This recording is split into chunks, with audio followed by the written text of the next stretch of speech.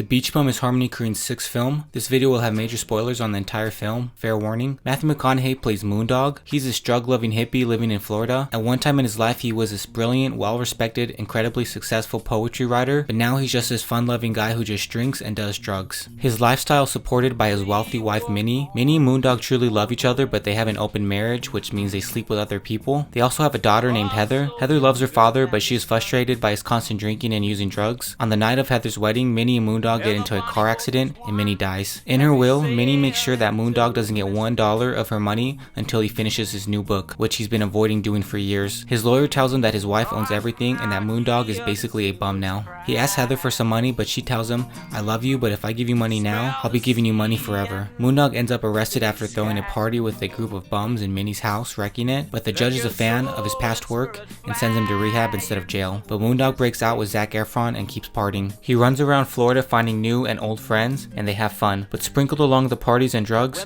we see Moondog is writing his new book. By the end, he finishes it, gets it published, and it's a giant success. He wins a Pulitzer Prize and gains the inheritance of his wife's fortune. He takes millions of dollars on a boat and sets it on fire. He burns all of his wife's money. When I first saw this film, I was 3 months sober, and I was so happy to finally watch a new Harmony Korine film in theaters with a clear head. I'll never forget that feeling sitting in that theater. Watching this the first time, I thought he was going to burn with the money, killing himself on the boat. I mean, he is a very self-destructive person, but he didn't. He just bails with his kitten. As soon as the film ended, I felt like I knew exactly what the ending meant. Moondog burning his money is him telling himself and the world, "I'm a man, and a man makes his own living off his own money.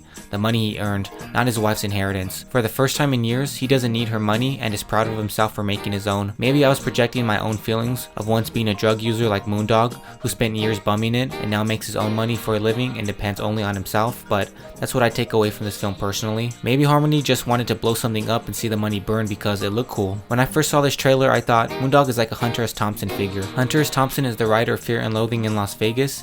He was a brilliant, charismatic political writer who lived a life of debauchery and hardcore drug use. Hunter S. Thompson wrote 2 of my favorite books of all time, but he could have written a dozen more if he hadn't wasted his potential on drugs. But when I watch this film now, I think, holy shit, Moondog is Harmony Korine.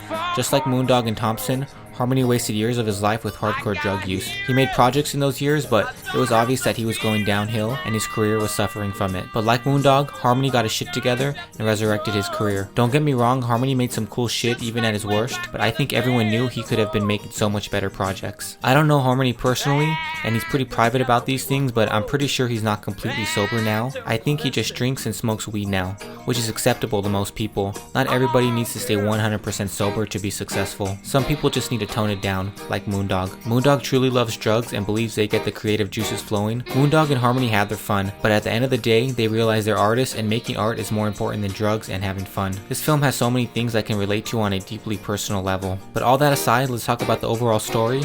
The only part I have to kind of complain about is that Moondog didn't go to jail or get in trouble for escaping from rehab. I don't think the law or court would completely forgive him for writing a successful book, but it would totally derail the flow of the story if he got in trouble. That's just my logical mind thinking, but Harmony doesn't care about that kind of stuff. He believes in the suspension of logic and sake of better storytelling, so I have no problem with it. It's just something I notice. Other than that, I love this film. It's great casting. This is a perfect role for Matthew McConaughey, and I love that Jonah Hill and Zac Efron got to be in a Harmony Korine film. I thought they had some of the best parts, especially Zac Efron, and I like that the film has much more mainstream music, like The Cure and Van Morrison. And God, is this film beautiful to look at. It's kind of crazy that Harmony went from directing Julian Donkey Boy and Trash Humpers to Spring Breakers and this. He's really growing as an artist, not just technically with his beautiful cinematography and camera work, even though he shows strong potential of beauty with Gummo and Mr. Lonely, but also maturing as an artist with his storytelling and overall writing. This is not my favorite Harmony Korine film, but I do think it's his most well written. So that's my review on The Beach Bum. Thanks for watching, keep watching, and don't forget to subscribe to this channel, hit that like button, and follow me on Instagram, cinemajunkies_. Don't forget the underscore.